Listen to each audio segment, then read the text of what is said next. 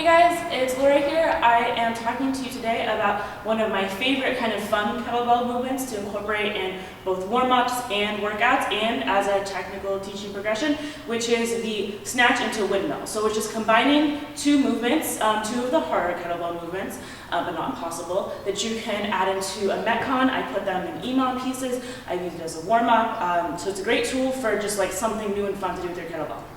So I'm not going to go into too much detail about the technical components of the snatch. You can check out the snatch teaching progression if you're not super familiar with that movement.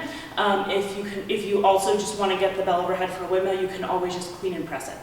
All right, so I'll do the snatch in a second, but I am going to talk a little bit about the technical components of the windmill. Because it's very often messed up. But when you do it right, you'll feel that it has a nice groove and your body isn't fighting that range of motion anymore. So for the windmill, I'm going to set up with my feet about shoulder, like hip to shoulder width apart. Common mistake is to try to get your feet in basically a sumo stance. If you're doing it correctly, you shouldn't need to do that. So we're going to take our toes. If I'm weighting the weight on my right side, I'm going to angle my toes about 30 degrees, 30 to 45 away from that side.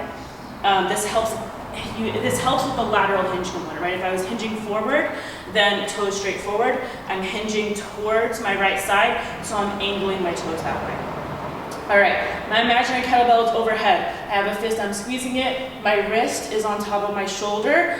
Shoulder is packed. I'm gonna look here, but most of the time, if you're doing this movement, you should be looking at your wrist to make sure that you have a nice stable position for your bell, right?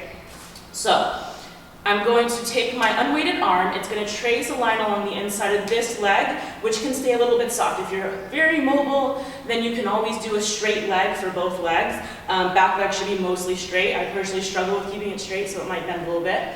But from here, I'm going to think about two things.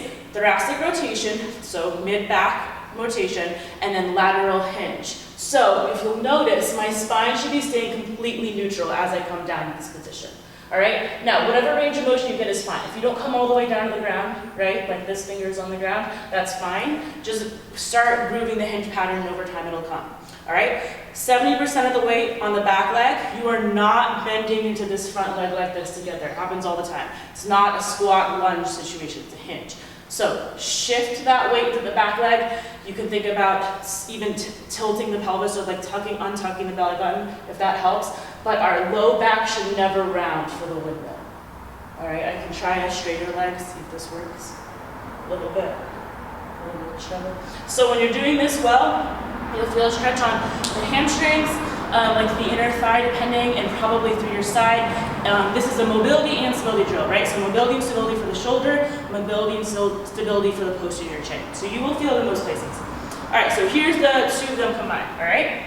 I'm going to snatch up my kettlebell, angle my feet, slowly come down into the windmill. You don't need to rush this one. Check the position of the bell, and then back into my snatch.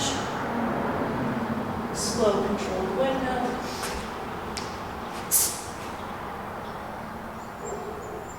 One more.